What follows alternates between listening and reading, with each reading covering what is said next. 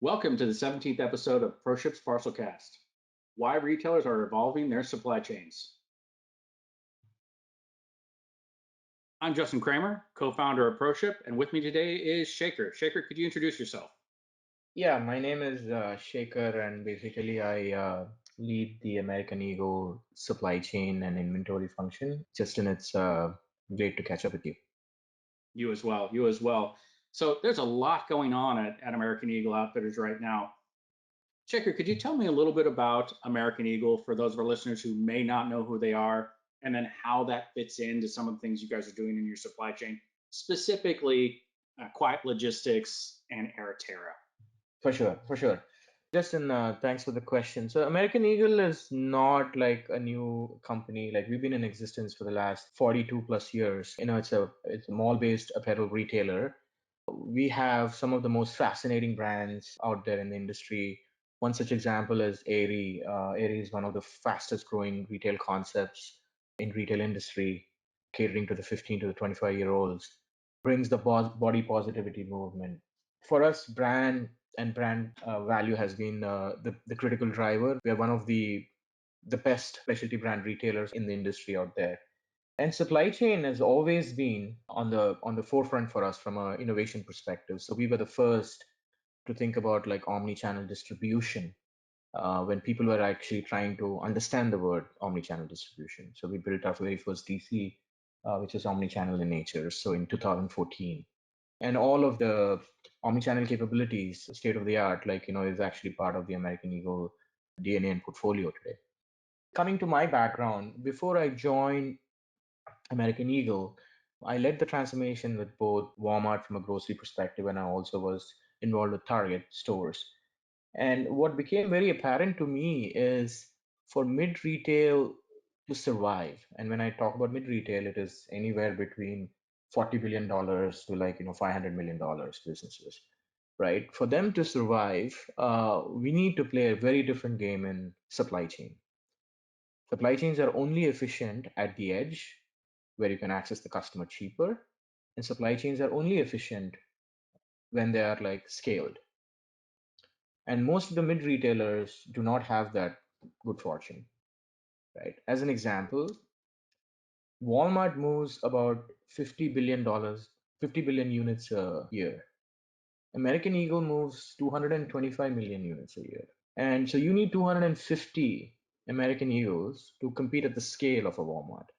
And most of the mid retail, though we think like stores are the most important access point to the end consumers, they are also not the most efficient logistics environment.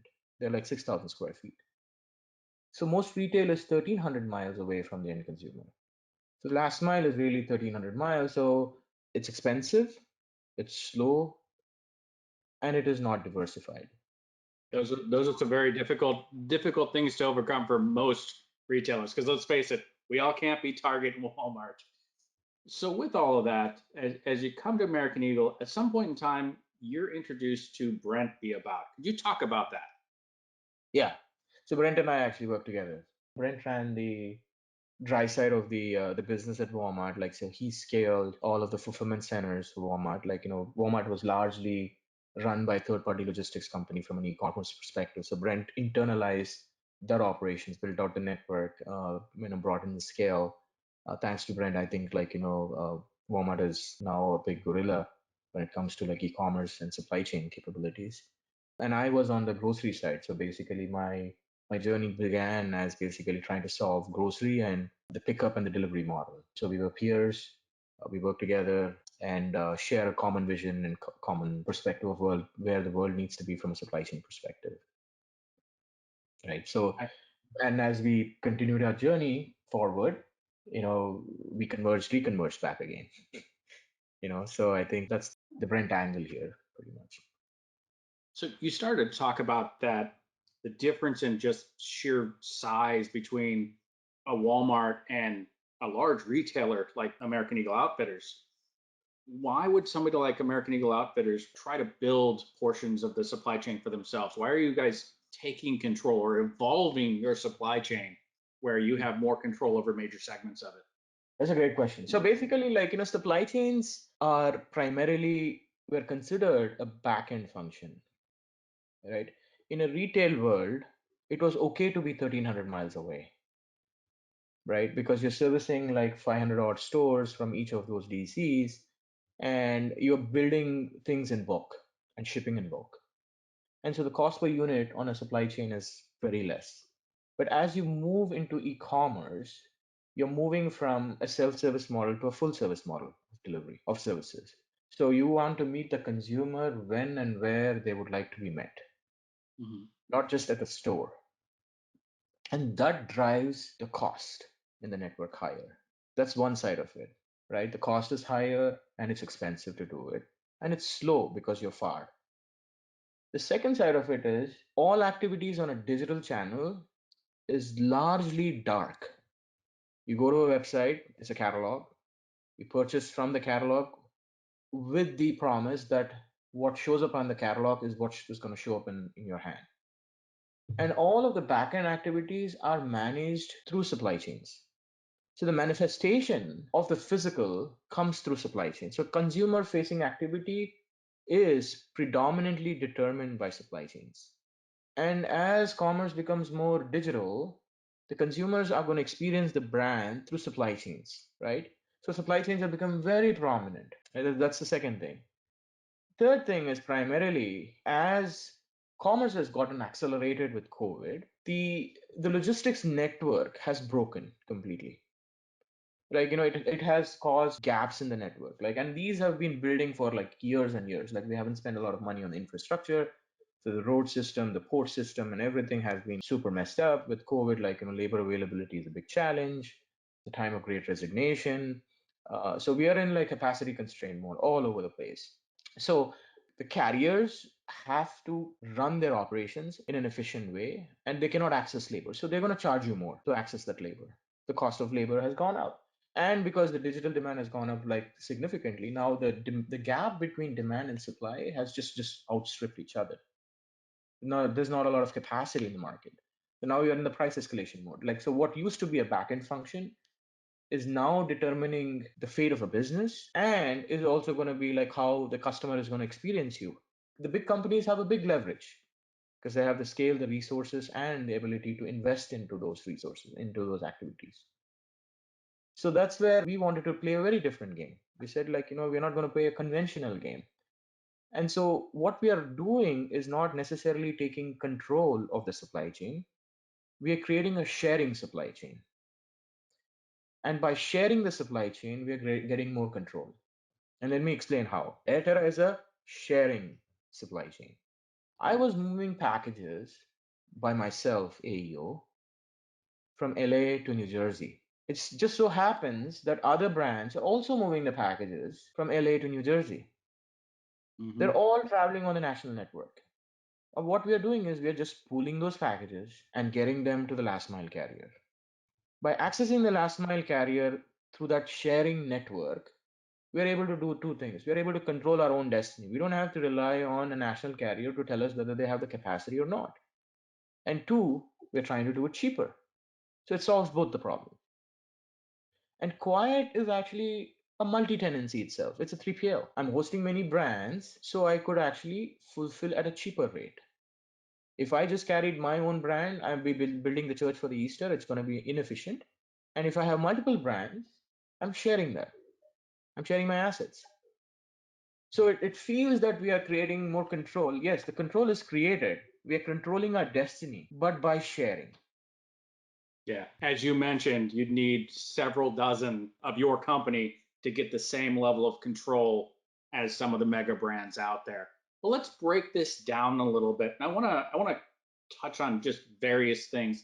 So, where are we now? The state of the market is very in flux. You started to touch on this. We know that at one point in time during the pandemic, e-commerce got to 24% of all retail volume, which is just years ahead of expectations.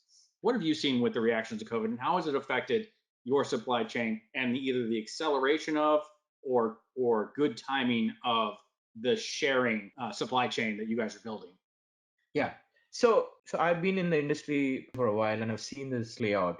If you look at like what happened to Amazon, Just take Amazon as an example. Amazon in 2010 had the same problems from a carrier perspective and capacity perspective that we are facing today as mid-retail. So Amazon decided to one, diversify its carrier network in US and then build its own network in the future. Okay, so that's the journey for the last decade for them. So I saw a lot of parallels of what is happening to the industry from that perspective. If you look at like what Amazon actually has, one out of like 153 people in the US working for Amazon today. And I had the good fortune of leading a lot of Amazonians in my career. And at the rate at which we're going, we're going to run out of labor capacity. So when I showed up at American Eagle, it became pretty obvious that building another big DC is not the answer. So we had the strategy of creating a distributed logistics network. So taking that 1,300 miles, making 1,000 miles as the efficient middle mile, and taking the last mile to the 300 miles. Now, our journey is to take it from 300 to the doorstep and make it more efficient. So we had laid out the strategy that we would like to create an edge logistics network. Now, right? I've heard you talk about this in the past, but for our audience, what does an edge logistics network mean to American Eagle? So what it means is basically it's a mini DC. It's a micro fulfillment center, which is able to carry like 30 to 50% of our assortment and is able to process that assortment in a regional way and distribute it out to the regional stores and the regional customers. So you're not doing ship from store, you're doing ship from edge DC. Yes, that is one of the biggest aha moments for us because stores have about like 80 to 85% fulfill rate. They drive a lot of like split shipments because inventory, we assume that like the proximity is the store, but it's not an efficient proximity. The way the inventory is distributed in the network, it always happens. It always like there's a daisy chain, like the inventory that someone wants to access usually sits on the other side of the country. So we are like, we are creating all this inefficient like flow of goods. So we wanted to take the inventory away from the store. So the stores carry about 4 to 5 weeks of like backroom inventory. So we stripped that inventory, brought it into the fulfillment network, and we also forward deployed the inventory from the large DCs into this edge network. And we carry about like, 30 to 50,000 SKUs in any given location. And we process from those locations. So placement of the inventory, the forecasting, and how do you plan for this network from the move is the secret sauce that we have created for ourselves as American Eagle. And if you look at the numbers, it's like mind blowing.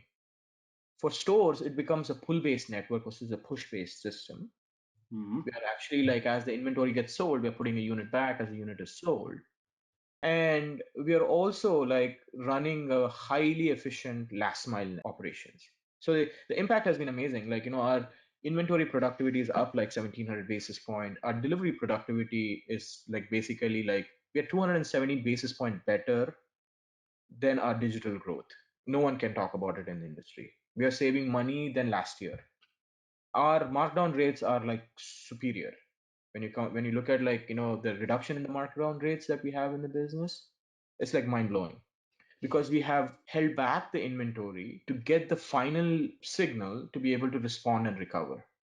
And we've created a very responsive network. That's the edge network that we created for ourselves. Conversion of that 1,300 miles to bring it to the location, which is highly efficient. That way, we are able to access the end consumers and the stores in a very efficient way.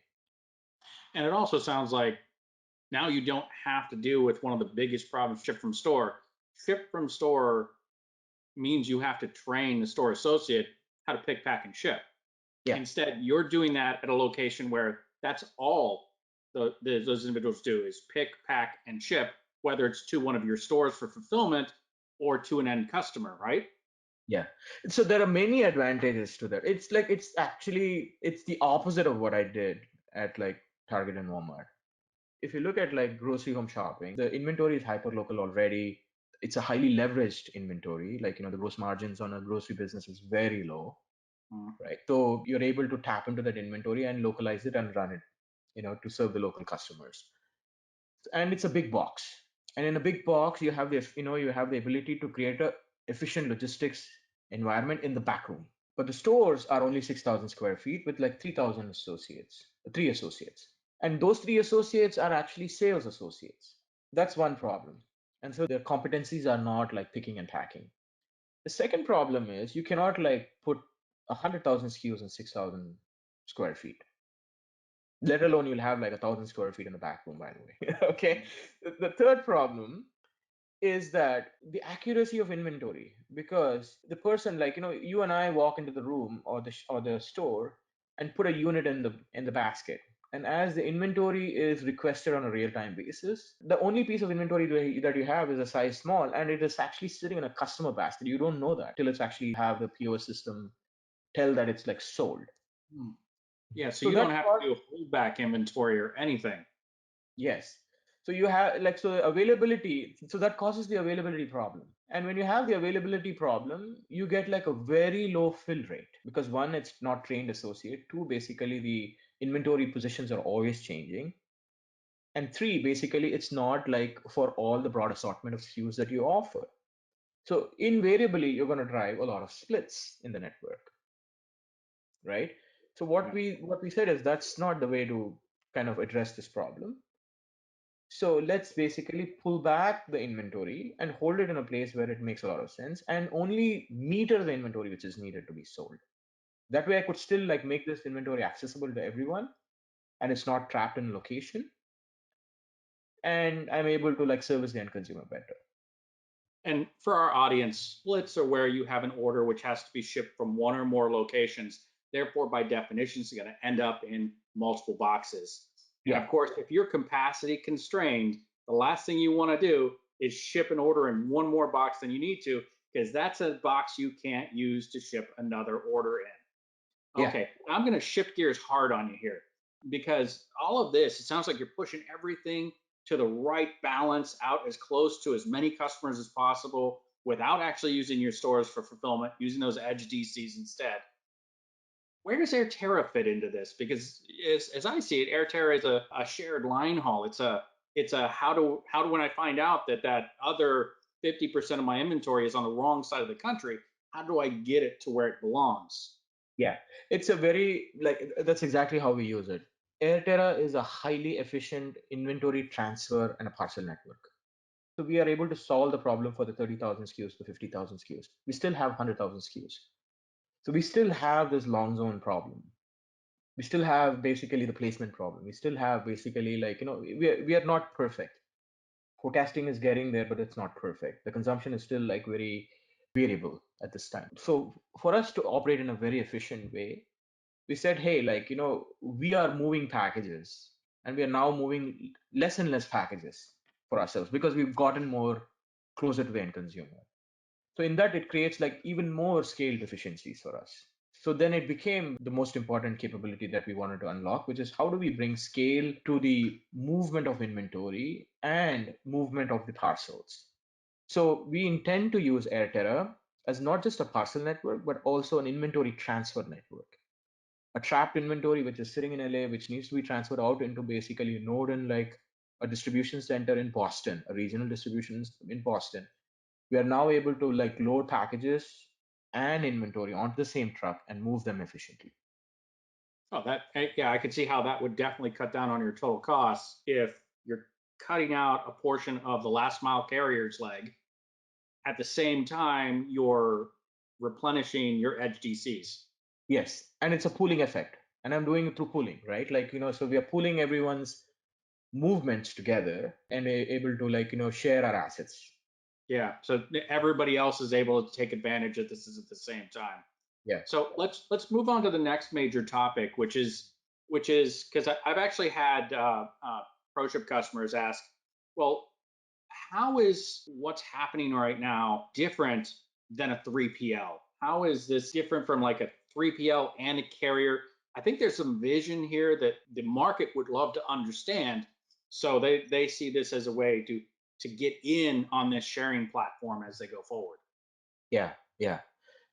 So today, my doorstep, at my doorstep, I have a package delivered by UPS. I have a package delivered by FedEx. I have 4 packages delivered by Amazon. An hour later, I have 2 more packages delivered by Amazon, and I have a DoorDash guy come and deliver packages. The houses have become warehouses, and it's not a sustainable way to run logistics. So what has happened is everyone has thought that we need to continue to invest in supply chain, because if you're competing, we want to compete on all access, everything from brand to technology to supply chains. But competing on supply chains makes you inefficient, because you're going to be like investing in resources and assets which are largely going to be underutilized. We share factories, but we don't share containers. We don't share the over the road carriers. We don't share the DCs. We don't share the trucks. And obviously, we don't share the package capacity as businesses. So we are creating waste. So the world doesn't need more assets. The world needs better utilization of the assets. And that is our vision. Our vision is what we created for ourselves as a sharing network. We would like to create an open architecture, an open platform, which brings other people to share their assets, to share their networks. And that's the vision that we have. There's a lot of investment which is going to happen in the next 10 years to create a digital supply chain, to digitize all of your assets, to invest in the capacity, to ensure that the consumer expectations are met. And there are two ways to do it. Continue to invest in it and you'll be highly unprofitable, or begin to share it and you'll be very profitable. Right? We proved that to ourselves. And the question is, if what we did, if everyone is able to do, they're able to bring their assets and share. They're able to bring their relationships and share. We can create a much better world. And that's the vision I'm inspired by. I would love to leave. It sounds very selfish, and maybe I am, but I would love to leave a world in a better place for my son 20 years from now. I don't want him to think about like how to live on Mars. I want him to live on Mother Earth and happily. And I'm thinking about all the kids of my son's age. And Well, and logistics has become super inefficient for all these companies. well, let's face it, it's never been at its peak efficiency. And I understand where you're going from there, but I want to point out to our listeners, it sounds like you've created a scaled way to get into it, right? You don't have to just be like, well, here we're going to put all our packages inside these 3PLs, leveraging this middle mile carrier and all of these things, but you can pick and choose how deep you want to go into that sharing network. Is that correct? Absolutely. So, like, think of this as chassis and blades. So, you want the chassis and all the blades because you're a small retailer. We got it all. You want to pick a blade on the chassis, we got it for you. You want like fulfillment, we got it. You want like shipping, we got it for you.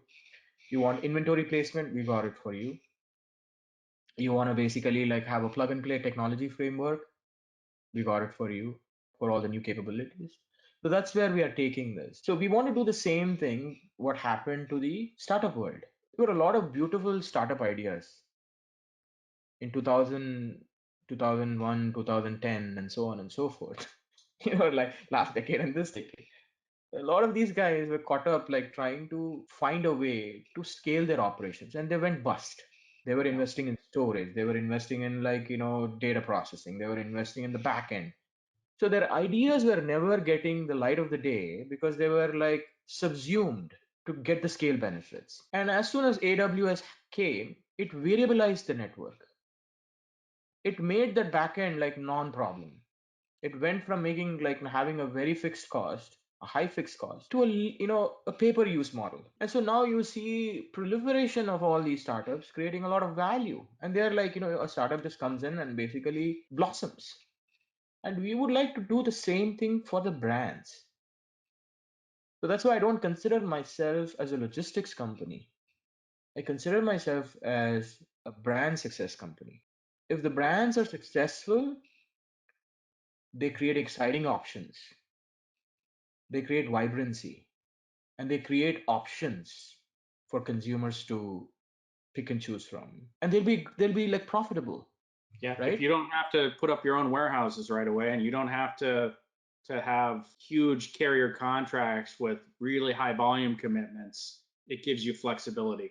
It really does. So one of the things that we've been looking at internally, and we love the phrase you've been using is sharing the network. We've been talking about the sharing economy and the parallels that might exist between what you guys are doing with this build out of this shared logistics platform and like an Airbnb or an Uber or something like that. It kind of echoes that, but whereas these are more consumer based sharing platforms, it sounds more like you're doing a retail based sharing platform. Yeah. So we are sharing assets and operations, and we're sharing relationships. And I'm sure, like, you have experienced this as ProShip. So there is always a OT IT conflict in many companies. The operators would like to work with a technology company and want like that fast. The technology is never ready on the back end because they have like 50 priorities. So just imagine a word. What if the capabilities that you wanted can be enabled at the speed of need and you're not gated? All companies will be successful in the ecosystem. ProShip will be able to access like hundreds of customers. The OT and the IT organization don't have to fight. They can access basically these capabilities faster, and the cost of entry on both sides becomes cheaper. And that parallels exactly what you're talking about with platforms as a service, AWS and Azure, and so on and so forth. You only need to buy as much as you need. Yes. Okay, that actually leads me into the next one, which is capacity, right? We've been kind of going around this the whole way. But as you mentioned, back in 2000, when we started up, back in 2000s, when you wanted to start up a .com, you had to lay out hundreds of backend servers. You had to invest in all of that backend. Why? Because what happens if you make it, right? How are you going to scale as quickly as your customer base? Because if you don't scale fast enough, you could be a flash in a pan because somebody else might scale faster than you, right? So in this case, we're talking about delivery capability. We're talking about 3PL capability. How does these models that American Eagle Outfitters is putting together with AirTerra and with Quiet Logistics, how do these help diversify and really overcome exactly what we've been talking about earlier today, which is that the national and regional carriers that we're seeing right now, they don't have the capacity to keep up with us. And mind you, we saw this ProShip, our largest retailer started seeing this back in 2016, only during peak. What hit us all in 2020 where everybody was affected, that wasn't expected, and hopefully it's moving away as the national carriers and the regional carriers build up their networks. But how is all of this from the shared resources of the facilities to the shared resources of the middle mile? How are you guys putting that together in a way that really helps your partners? And in this case, I'm talking about the other retailers who might want to take advantage of this. Yeah. So let's take AirTerra as an example. Our tagline is Diversification Simplified. So, and I'll give you my own personal story. So in 2020, we did not want to be capped, and we never wanted to experience any caps and capacity problems. As AEO, we signed up. I started like we had like three carriers, by the way. We had like UPS, FedEx, and USPS. That's it. And we went from there to like 14 carriers, all like within a span of like 2.5 months. And that comes with a lot of complexity. You're creating like 14 different relationships, 14 integrations, 14 minimums you have to manage, and the line haul of all of these activities. So that creates more, that creates more problems. So we ended up hiring a lot of people to manage that complexity. We created complexity and we wanted to simplify the complexity, but like we were at that stage, like, the complexity was not like simplified yet. So we had to put like people and body and resources to just like manage the problem. And that solved the immediate 2020 capacity problem, right? Then 2021 shows up, our demand is even inflated. We have to bring more carriers. So where does the problem stop? So you're adding complexity over and over and over. So what we intend to do in AirTerra is basically come to AirTerra. You have all of the carriers on our network. and we'll manage all of the complexity behind the scenes for you. You don't have to think about what minimums to give, how to line haul, what to like, whether you can go zone skip or not. If you have 50 packages or you have 500 packages or 5,000 packages, your line haul needs are very different by the day. I don't want, like, we don't want you to worry about it. We just want to worry about your business and giving that parcels to us, and it's our problem to solve because we pool across multiple things, right? So that's where we are headed with this. We want to have a one-stop shop of all carrier networks, national, regional, local, hyperlocal, and you're able to access all of that diversity. And we manage the combination of the first, the middle, and the last, and the injects and the containerized volumes that actually bring efficiencies to you. So that's AirTerra is stands for that. It brings that diversity. So you plug in once, you got it rest, and the brands can sleep at peace pretty much. So that's AirTerra as a business, and we would like to do the same thing across like your delivery capacity and all this. Why is this very important? Because if you're able to pool better, you create more density. More density means better inject positions in the sense I'm moving 5,000 parcels. I cannot go beyond a regional carrier in New Jersey. But if I have 50,000 parcels, I can actually have 7 boroughs in New York be serviced. Mm-hmm. So the density gives me more last mile penetration capabilities. And at last mile, I have more capacity to tap into, right? So that's where the pooling actually brings that benefit of not having to build too much capacity or worry about capacity or constraints that you have in the network.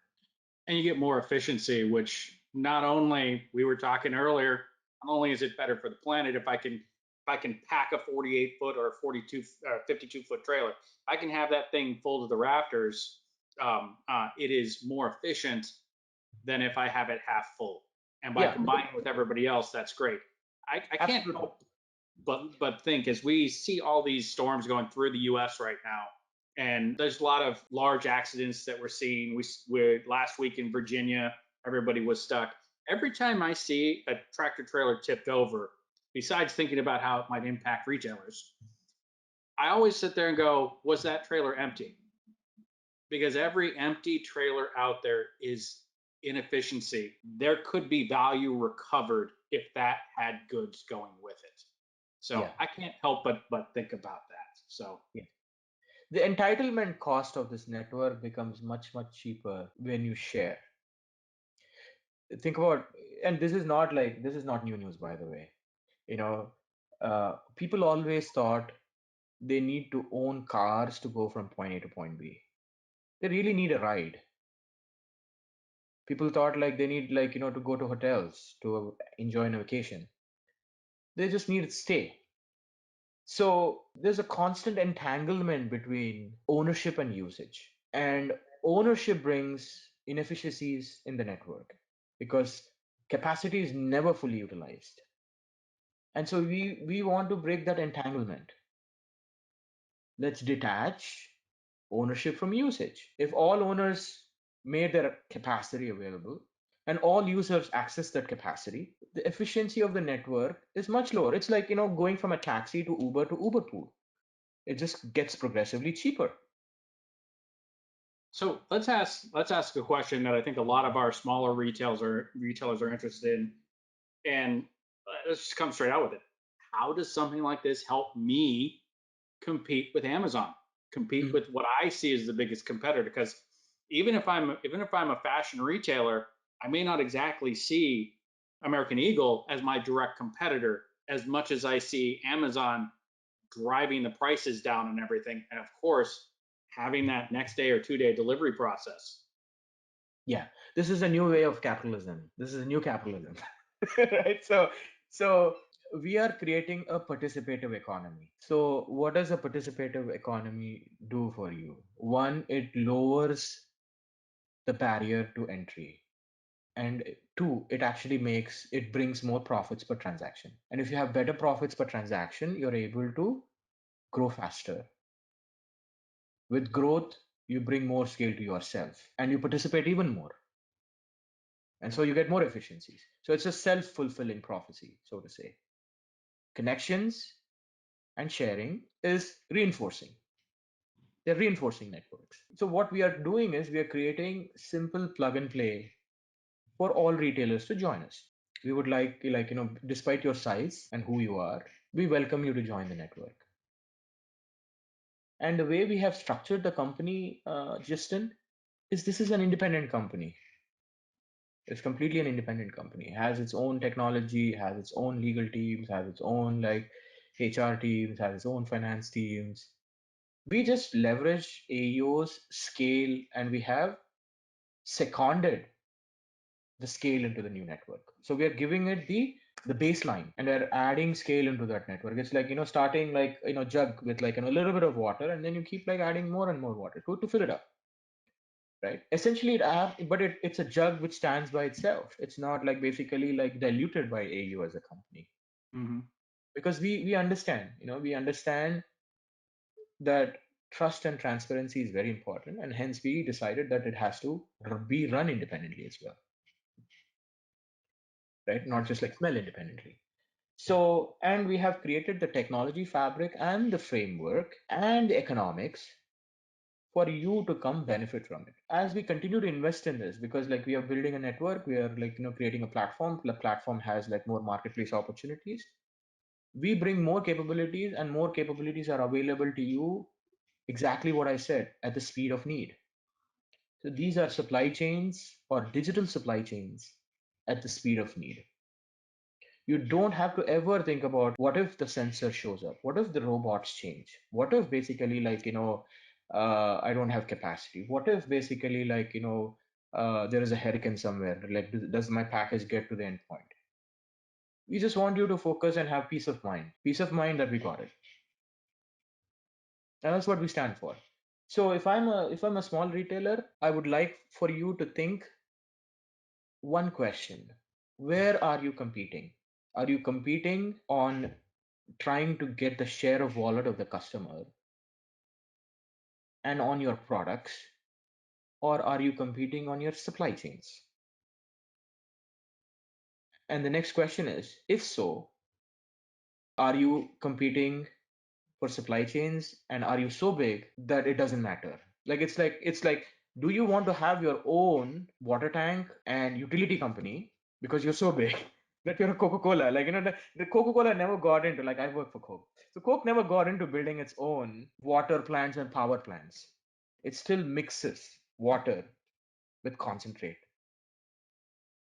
They actually draw the power from the grid. So we want you to draw the supply chain from our grid.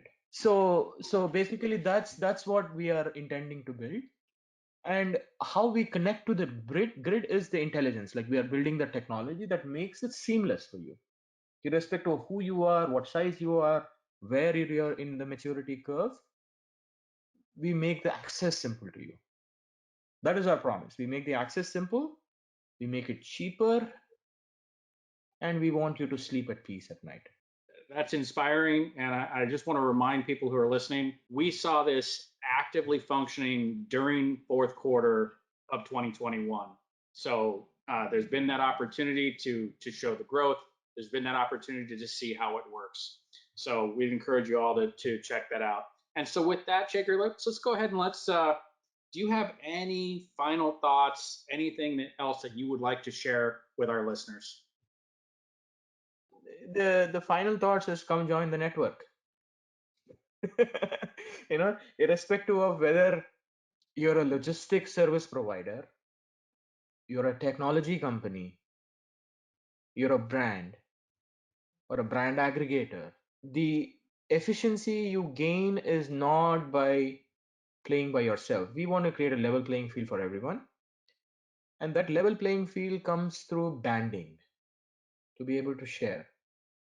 We have big vision and bold vision, but we also need partners who see the same thing as we see. And we want to have everyone who believes in this to come join the network. It's a great call to action. Just for all of our listeners here, we want you to go to airterra.com. That's AirTerra.com. So if you want to sign up, if you want to learn more about this, Shekar's team will be able to work with you in order to get you signed up and let you know more. All right. If you'd like to know more about ProShip, please visit us at ProShipInc.com. That's ProShipInc.com. Thank you for joining us today. If you have any questions, just remember that you can reach us at ProShip at sales@ProShipInc.com or 800-353-7774. We hope you join us in February for an in-depth discussion with our technology partner, Invista.